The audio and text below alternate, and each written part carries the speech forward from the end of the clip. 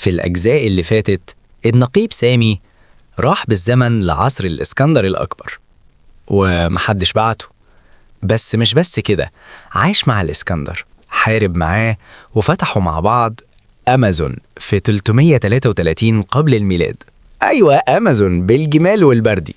وكانوا على وشك يفتحوا أوبر كمان لولا إن الجيش عارف فين سامي. بس قبل ما تعرف اللي جاي، اعمل لايك دلوقتي وسبسكرايب للقناة عشان توصلك كل الأجزاء الجاية، ودعمونا عشان نقدر نكمل الحكاية. الإسكندر كمان بيستنى. في يوم من الأيام في قاعدة عسكرية، جنرال كان بيتكلم في التليفون بهدوء تام لحد ما سمع الرائد سامي اختفى في بوابة زمنية. الجنرال قال: ابعتوا الكل، الدبابة، الطيارة، الكل. المساعد سأل: هنروح امتى بالظبط؟ الجنرال بص في ورقة وقال: 333 قبل الميلاد. الفرقة وقفت قدام البوابة، دبابة، هليكوبتر أباتشي، 6 جنود بكامل عدتهم. النقيب خالد قال: مهمتنا بسيطة، ندخل نلاقي سامي ونرجع. عادل سأل: يا نقيب، الدبابة هتعدي من البوابة؟ الكل بص في الدبابة، في البوابة، في بعض. النقيب قال: هتعدي. عادل: متأكد؟ النقيب: مش متأكد خالص، ادفعوها. الدبابة عدت بصعوبة وفريد واقف بيرفع موبايله بيدور على سيجنال. النقيب: ادخل يا فريد. فريد دخل وجي صوته من ورا البوابة: يا نقيب، مفيش واي فاي خالص.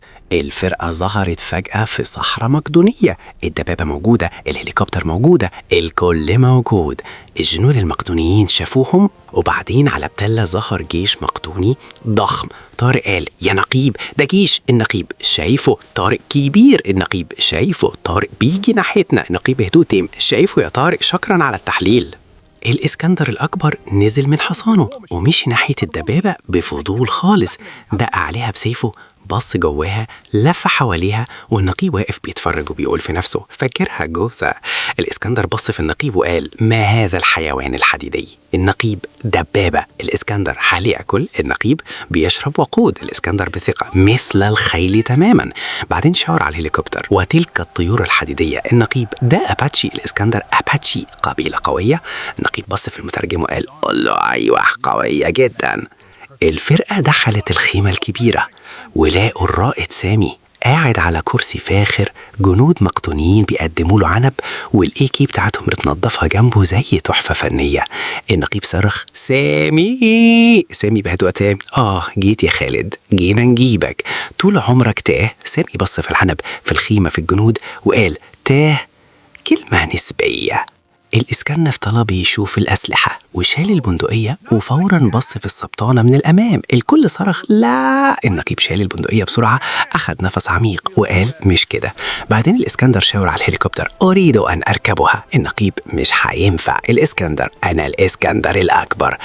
النقيب بص في الجيش من ورا وقال: اتفضل. الإسكندر ركب الهليكوبتر، طارت وهو بيصرخ: أنا أطير كالناس. والنقيب على الأرض بيغطي وشه بإيديه. الكل واقف قدام البوابة. الإسكندر قال: في العالم الآخر هل ما زال للمحاربين مكان؟ الإسكندر: سأبقى هنا إذن. سامي ودع كنود وقف عند البوابة وقال: شكرا، كنت ضيف كريم،